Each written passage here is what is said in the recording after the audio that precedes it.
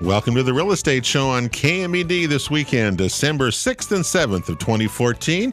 Pete Belcaster and Joe Brett, the real estate guys, with you, and thanks for joining us. You know we get together with you once a week here on KMED AM and FM, talk about real estate issues facing Jackson County and buyers and sellers and renters and homeowners and all sorts of things every week with great guests like today, right? I mean, what more do we want? You know, Joe, we got the Laurels with us, and in December, raining. I mean, things are good. A little bit of snow on Mount Ashland, not enough. Little. Things like that, little. But heck, at least some rain's coming. That's probably a good thing. Yeah, Anyway, it's been a really good year of shows. Not only the great panelists that we have, like Laurel and our other regulars, but our county assessor and our county development director are in. And some of the guests, Chris DuBois and Mark Von Holly, just recently came in with Frank Mania from Tyco Title. Some of the guests that our regulars have brought in have really brought a lot to the show. I just look back on it and see a lot of good accomplishments, good information been out there. Yep, and all those shows are available at youtube.com/Real Estate Show Oregon.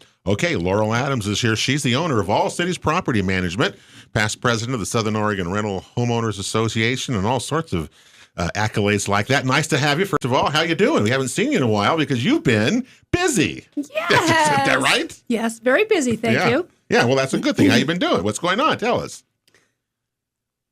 Well, we don't have enough time. Yeah. Well, the first thing I ask Laurel every time I see her, what is, vacancy rates? Because so much depends, I think, on markets by, well, it's supply and demand. The same way in housing. It's the same thing. So, Well, I have good news and bad news. The All bad right. news is that the reason you guys aren't selling houses because all those people that aren't buying are coming to rent. is that what's happening Yeah. right now? Yeah. So we're just being overfluxed with it's an opportunistic owners rental market. So yes, at our last monthly meeting in the Southern Oregon Renter Owners Association, the vacancy rate was The proper name. Renter Owners Association. Association. Yeah. I said Rental homeowners. owners. He makes the names up. I just Rental thought of that. Owners Association, Okay. which is SOROA That- by the shortened version. It was 2.41%. 2.41%. Vacancy rate. That's jumping up and down good news for renters. I mean, because that's a move up for sure. Well, that's good for the owners. It's not so good for tenants. But That it's means still, it's still pretty tough to get in. It's so tough. But it's for been these lower owners. than that. Oh yeah. It hasn't been too much lower. Well, it's ranged from about 1.8 to about Yeah. 3% in there. And 1 point in our years it's been higher. Never been lower than that. But still, all right. So what are you seeing coming into all cities? I mean, last time we talked with you, I think you didn't have much rental. You didn't have much available. You have 300 properties. I think you had one. I have more than 300, Okay. and right now I think I have 4. All right. So tell us what's That's happening with the moved market up a with you. little. Yeah. I mean, what are you seeing happening? I mean, are you full? What's going on? It's really interesting. It vacillates. So, like for 2 weeks, everybody wanted a 2-bedroom. That's it. They don't want 3s. They just want 2s. And just the last part of last week to now everybody wants a 3. and we just kind of shake our heads and laugh because there's really no. I can't tell you. What. It just seems to vacillate. It's the market is just it's just a crapshoot. Mm-hmm. The rental market is really a crapshoot. The one thing I will tell you is that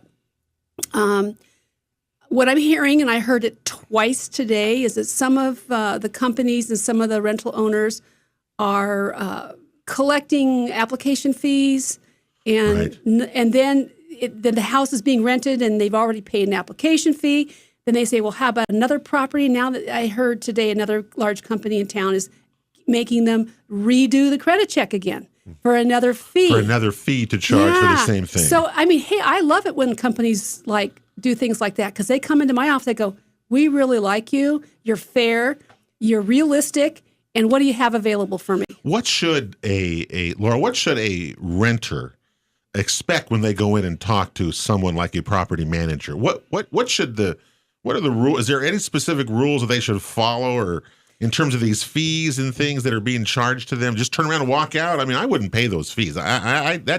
Especially I hate fees on top of fees and by the Yeah. same deal. So what should someone do? What's your advice to them? Well, there really isn't any legislation or statute that really governs too much what we can and cannot do. What the statute does say is that I can only charge a fee for an application fee for the cost of the actual service that I have to pay for myself, or for the time that it takes me to do it myself. So there is what they call a usual and customary fee for an area. So I don't know what the Portland area is. I think they're a little higher. But here in our area, the customary fee is anywhere from $30 to $40, $45. Mm-hmm. And so that's capped. So you charge that when someone comes to I your charge, place? Personally, for my company, we charge $40. You charge $40. Yes. So people can expect that if they go in, they're going to get a charge, that initial fee, correct? I mean, that's okay if you know that. And that is okay. And that is okay. That's usual and customary. And all of us have screening guidelines so that the tenants know what the criteria is. And what renters need to know is if they have things that are going to come up, like, past situations with evictions, with legal problems, liens, bankruptcies, it behooves them to be upfront and say, before they give the $40, say, I want to tell you what you're going to find. This is what you're. This is what you're going to find. Because they're going to find it. Right. Because we're going to find it. Don't be surprised when you see it because I'm telling you up front. Right. Okay. And we literally tell renters these computers, and I use a company out of Portland that has these massive computers. They literally tell me every traffic ticket. I mean, I know everything about these people.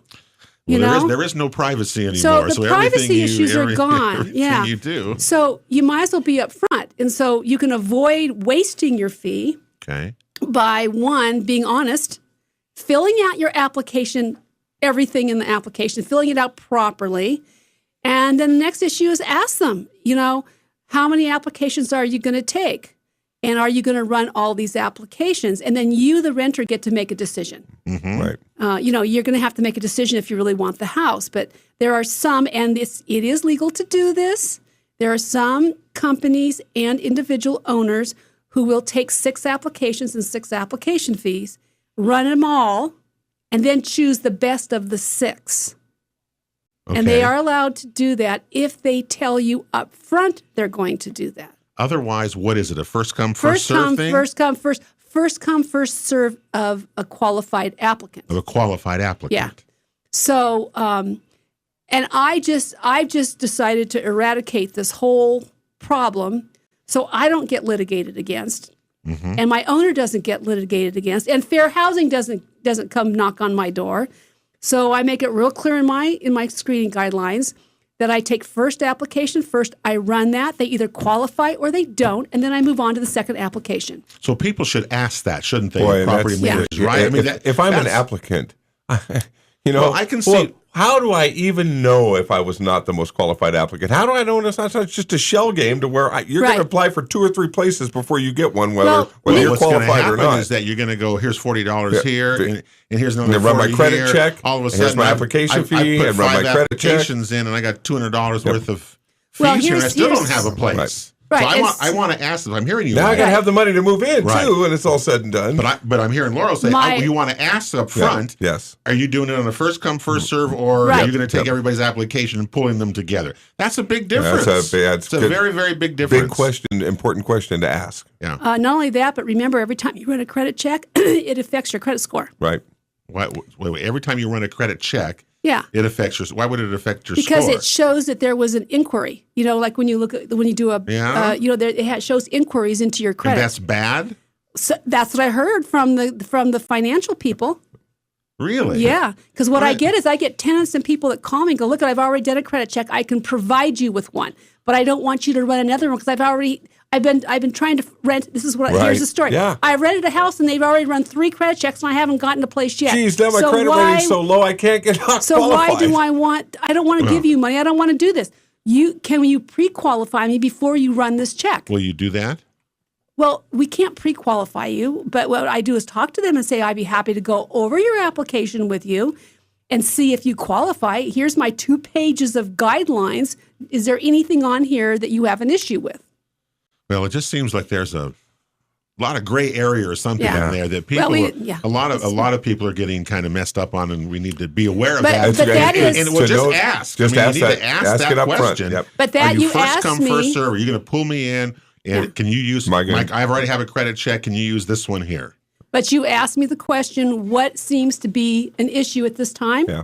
That seems to be the last 2 or 3 weeks. That has been the major complaint. That's interesting because we've talked about it before. We have It kind talked of about it. flares up and then comes It and goes comes- with it the, comes with and the goes. demands of the market and the Yep. opportunities That's that come right. with those demands. And it's back because of I think because of the 2.41%. Right. Yeah. Yep. Well, I can say that. Kudos to you for a level, fair playing field for your applicants. Well, and in bringing it out and letting Yeah. people know, Yeah. I think more than And- anything, yeah, is to be aware of it and protect don't themselves. get caught 5 and second. People, I can see people Well, going in and getting 5 but or I 6 use it- applications and never getting it anyway, and somebody's here- making a lot of money on some of these fees. So But I use it in a positive way because I say, look, this is I'm fair to you. Okay, I start out our relationship on a fair, level playing field. I said, but here's the deal: I expect you to play fair back. And so when you move into my rental, I expect you to keep it clean. I expect this, and I expect that. So what happens is when you set an intent of I'm going to be fair, and I expect you to be fair back, well, you have just what? You have just entered into a possible relationship that's going to work. You just built a bridge. You built the bridge. It has now been bridged between the two of you. And there you go. Yeah. that makes a lot of sense. Good advice But indeed. bridges are better than walls in a working relationship. That's true. Now, one of the rules have always changed. It seems like since every time legislators get involved, Oh, we got to do yes. something rules while they're up change. there. Guess what? We got another legislative session coming up in January. Oh, God. But you wanted to tell people to regarding warning notices. Now, Oh, yes. We want to talk about now that. warning notices to me is that what? I didn't pay my rent. I'm going to evict you. Is a warning just to say you're in trouble, or what is a warning notice about? A warning notice is a notice to a tenant informing them that they're doing something that is either not acceptable behavior. It's behavior that's not acceptable, or they have somehow not followed through with something that they agreed to in their rental contract, or they agreed to maybe word to word. So, Okay. Sort of along the lines of there's So- a no dog policy, but your Yeah. neighbors say you have a Great Dane. Correct. Oh, okay. That Or one. you leave, or you're leaving your garbage cans out, or there's a couch sitting on your front front yard area. Okay. Regular couch.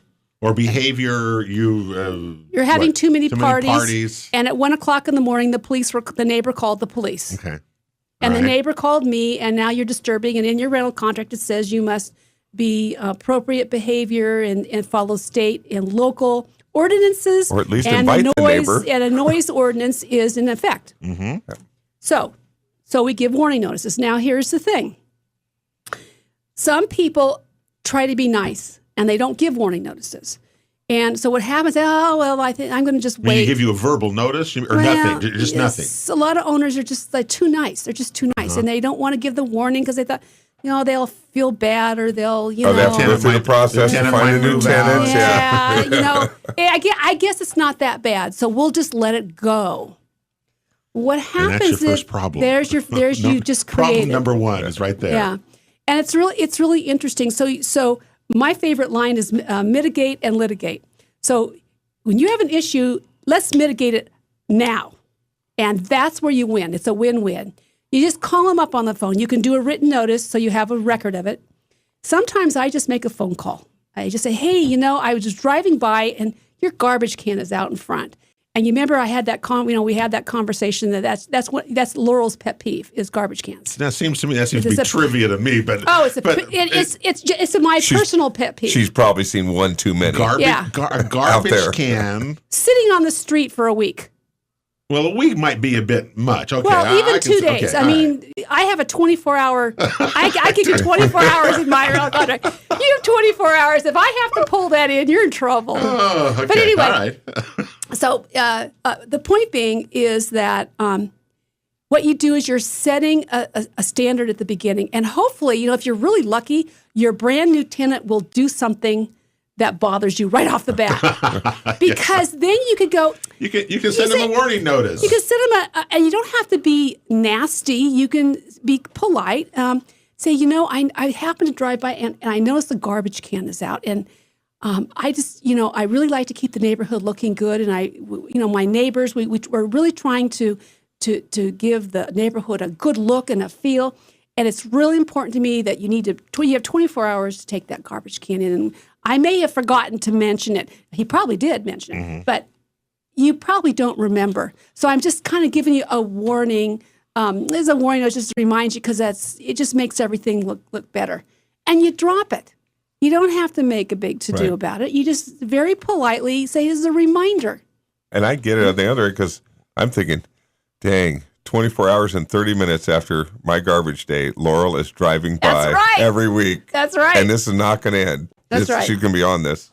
So I have brand new rental agreements. They're just going to be out in the next week or two. I've revamped them all, and I have an entire section about garbage cans in this one. I do. It's great. Even my staff. Garbage cans. Yeah. See, all these different things that come into play when you're renting. You're a homeowner. Rental I'd owner, like to own some rentals, but man, there's a lot to it. We're with Laurel Adams, by the way, from All Cities Property Management. When we come back, I want you to talk about some of the things you've actually done with some of these warning notices about that. Laurel stories. Real Estate Show Sunday morning at 9 o'clock, also here on KMED. We're coming right back. Real Estate Show rolls along here on KMED, AM and FM this weekend. Pete Belcaster and Joe Brett, the real estate guys, with you here in this December 6th and 7th weekend. Next weekend, Ty Court Title will be along, the home builders in 2 weeks, as we head along towards Christmas and a new year, 2015, coming along. How can you believe that? We also have a TV show coming up for you on Tuesday, December the 9th at 6 o'clock on Charter Cable Channel 180 in Jackson County, and Ashland HomeNet Channel 9. It'll be a Market Watch show, and the Home Builders Association will be along with us on Tuesday, December the 9th at 6 o'clock. Went out with a couple of grandkids, got the Christmas tree. People last have been weekend. Doing that, haven't they? Christmas trees and all that kind of stuff. Norwegian fir was the choice this year. Yeah, there are a lot of trees. Prices are pretty high. Gasoline prices are coming down. I mean, what more do we want here at Christmas? We heard from my wife's family in California that they were going out to shell out for their Oregon Christmas tree down at the Ray's grocery store down there. $75 or something probably for that. Yeah, a lot more than we pay. We're with Laurel Adams. She's the owner of All Cities Property Management and our resident expert on rental properties in Southern Oregon. We've been talking about warning notices and about if you own property, whether you manage it yourself or you have somebody do it, you need to know the rules, and you need to know to protect yourself, protect your property, protect your clients or whatever. So what about warning notices? I would think that if I got one and I'm a renter, that it's a pretty serious thing. I should take it seriously. Well, yeah, you should, because it's rules and regulations. Even if it's a nice phone call in nature. Yeah. And most tenants do, and most of them just don't realize it. And, really, it's very easy to fix things.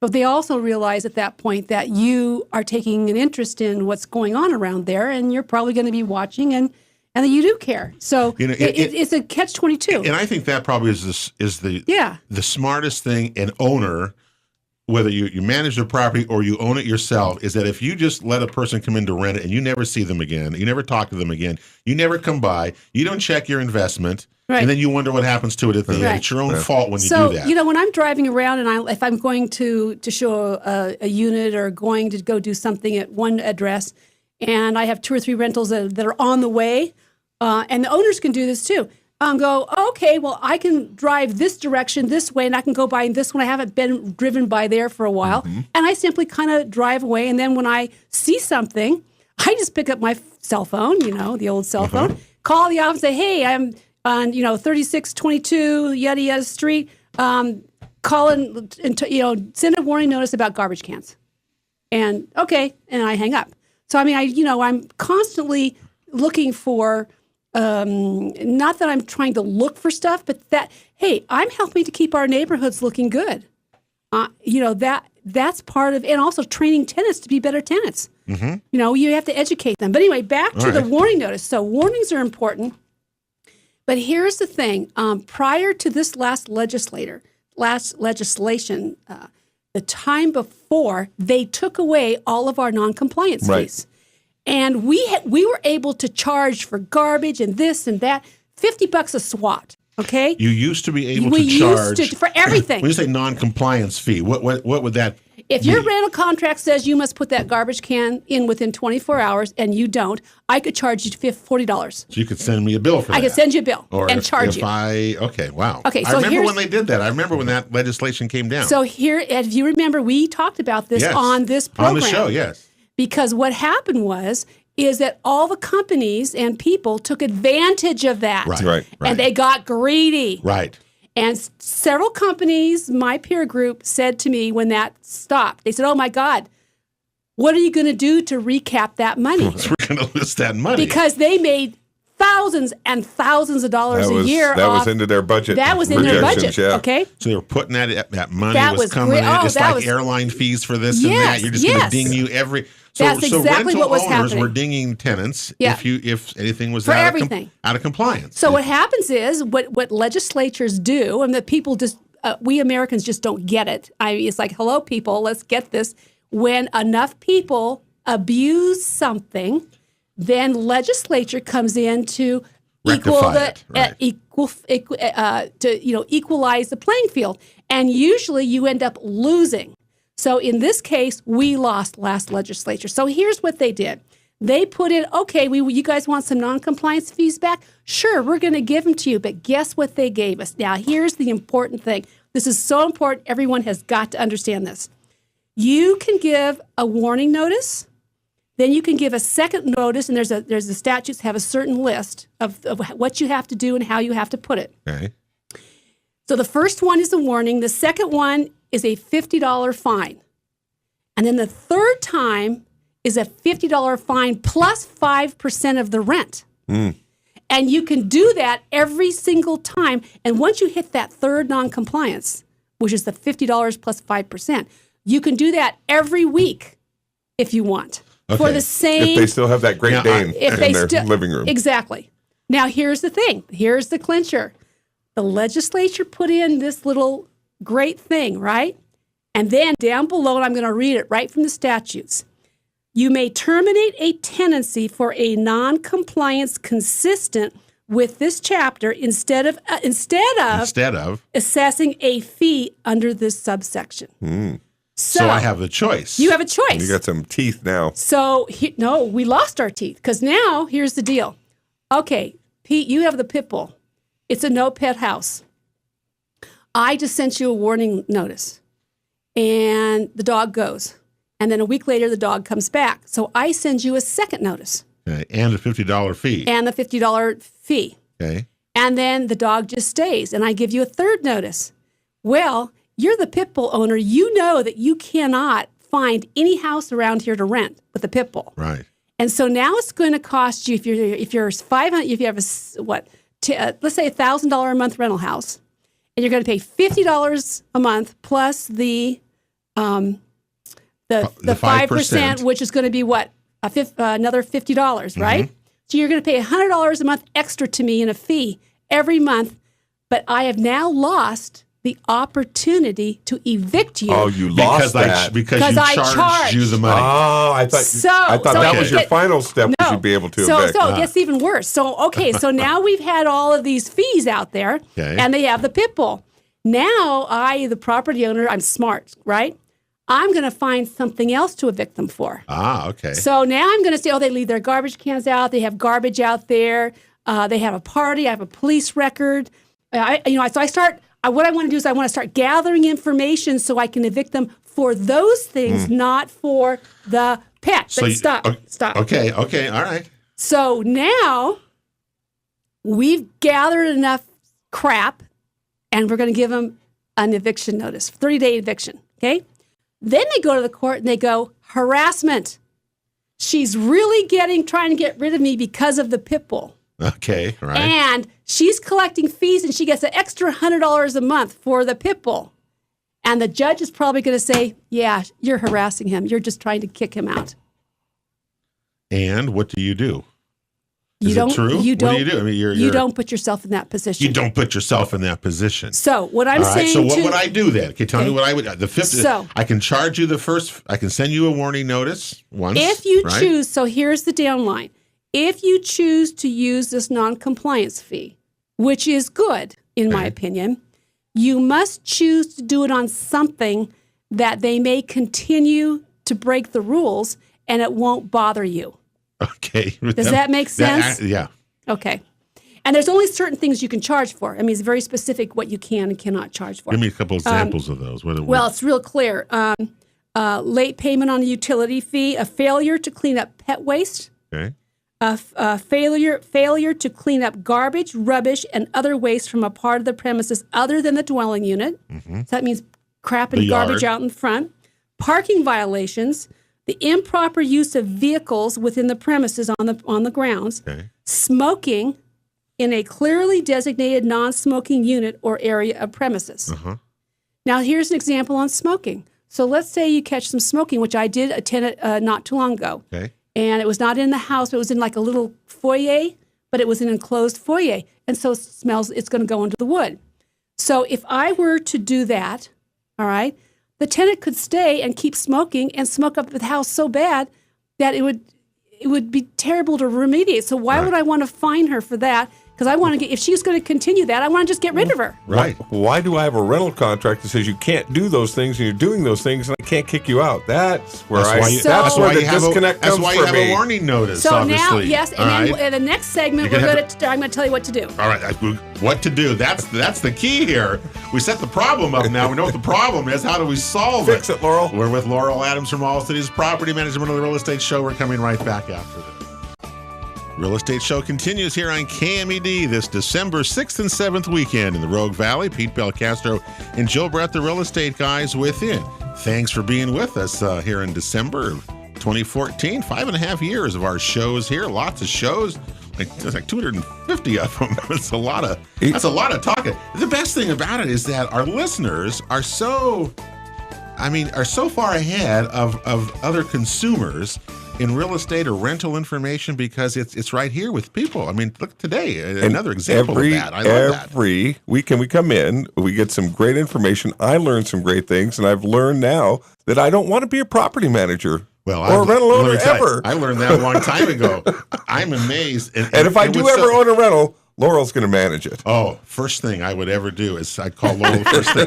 I've been showing some properties with some clients and duplexes, 2 and 3 and 4 kind of properties. And I go, you're not managing them yourself. I mean, you need to have someone who knows what they're doing. Let me give you clear guidance. Tell you some examples of what we've heard over the years of doing this yourself. We've learned. Yeah. And just today, warning notices are something that you better be aware of if you manage your own properties because, as Laurel says, if you want to get rid of somebody who's not, taking care of your property, whatever, this is the way to do it. I wouldn't be the most patient. I wouldn't be the most patient mediator either, Laurel is. She does much better with that. That's probably a good thing.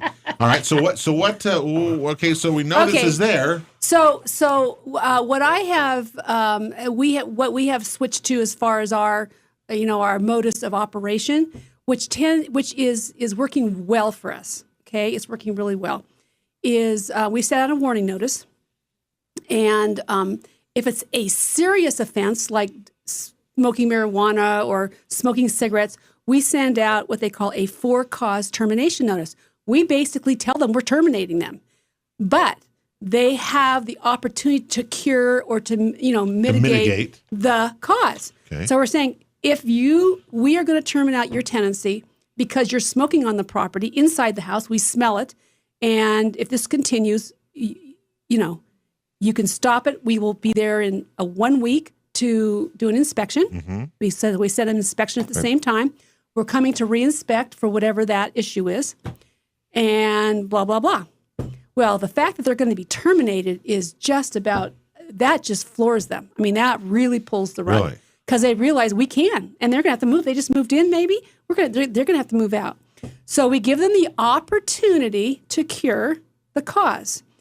What the law has allowed us to do is if you do a for-cause termination within a year, and they break it again within 1 year period, you can give them a 10-day notice to vacate, and it's automatic. They have to be gone. Twice, really? So twice this happens in a year. You then can, you can at the second time you can go. Okay. So that gives you control. You have the control, okay? But you're also allowing them the opportunity to cure the behavior, which is fair. There's no reason to get in a fighting match over whether or not to put beer cans in the window or out front or wherever. Okay, I mean that's kind of a stupid thing to say, but you have the opportunity to set some standards that you require, and make sure that whatever you're requiring is legally acceptable. Right? Okay, and then use your warning notices, and then give a termination. And what you can say is, you can do it nicely. You don't have to do the bad guy. Right. I told you, you are stupid. That's not going to get you anywhere. No. And a lot of times I personally deliver a termination notice. I deliver it to them. I tell them I'm coming and I want to talk to them. And I say, I'm giving you termination notice. I'm being really serious about this. I don't dislike you. I have no really desire to have you leave, but I cannot have this behavior. It's just not acceptable. And it's in my rental agreement. We discussed it, and you've got to stop. And, maybe we need to separate our relationship. Mm-hmm. So I'm giving you termination notice. I want you to think about it, because if you repeat it, you're going to be gone, because it doesn't work for me. What a huge difference. Do you see that? Do you see the are difference? in control of the property. Right. If you're charging them the $50 and the 5% of rent per they're month, in control. They're in control and can stay in and violate that rental agreement as long as they want. You can just continue to violate and the like agreement. I said, with the people. For that extra $50 fee, the 5% that you can do that. Yeah, it's like why would you're giving them an opportunity, because really it's worth, some people it's worth $100 a month to keep that dog. Exactly. Sure. Yeah. And that's what I was ticked off about before the break. Yeah. I own that property. Yeah. I can't believe I have a rental contract they're violating and they're staying in there. But it's about the process you choose to take. That's correct. There you go. And that's, and remember that's where control comes and goes. That you are also, Laurel, representing the owner of the property. You bet. Which is an investment of real estate that a person has done and invested to earn a return from. Well, so this is what you represent both, and I know you're in the middle of that thing, Yeah, but I am. you also represent the owner of the property. Well, here's what I who tell has an my investment tenants. in it. I tell my tenants that that the property is theirs to use and to enjoy. However, I remind them that the owner doesn't have possibly a 401k. They've taken the money in their retirement account and they have invested it in this home. Mm-hmm. And so they're being allowed to live in the owner's investment. And it's my duty, and they've hired me to maintain that investment, just like if that person took that money that they had invested in the house, put it in the bank and put it in a stock market and had a stockbroker managing their account. Right, same thing, absolutely. And when I explain that to tenants, they get it. Mm-hmm. They get that. Okay. And I said, these owners aren't necessarily rich. This is how they've chosen to put their retirement money into. And typically, that's what it happens. Typically, real estate is a very long-term growth investment that's slowing over time. And to have a good manager of the property is really, really important. We're going to be out of time. So what else about the warning notices? Is that kind of covers that for us today? I mean, it's pretty good information. Very good lesson. I did not know that. It's really good. And the laws are getting so specific now that you really need to go to the Southern Oregon Rental Owners Association, and you need to get their forms and use their forms because they're Oregon statute, right? And they cover everything that's in the Oregon statutes. And we even have a forms manual that tells you how to fill out the stupid thing. And they're up to date. And they're up to date. We just changed them all. They all had to be changed. Yep. Well, it's really important to use the right things. And why reinvent the wheel, for God's sakes? Yeah, it's already there. We have it there for you. Be smart. Be a smart. Absolutely. We always tell people, be a smart real estate consumer, be a smart investor, and property management is a part of this whole thing. And by the way, another note. Okay. Tenants know about SOROA. Yeah, sure. And tenants know about the forms. And tenants know about the statutes. And tenants know how to turn on a computer and go to the real estate. Yeah. So don't kid yourself. AllCitiesProp.com is Laurel's website at All Cities Property Management.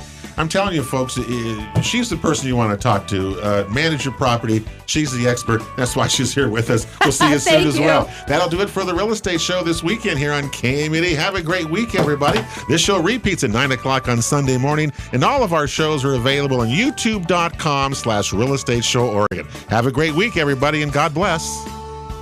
Thank you for listening to the original Real Estate Show with Pete Belcastro and Joe Brett, the Real Estate Guys. For advice, guidance, or counsel on any of our topics, or to watch a replay of today's show, visit our website at realestateShowOregon.com. This show is sponsored by RE/MAX, Ideal Brokers of Southern Oregon, Ticor Title, All Cities Property Management, and the Jackson Soil and Water Conservation District. We'll continue our weekly quest to enhance the value of your property and to make you a smart real estate consumer when we gather every Saturday and Sunday on KMED for the one and only original Real Estate Show.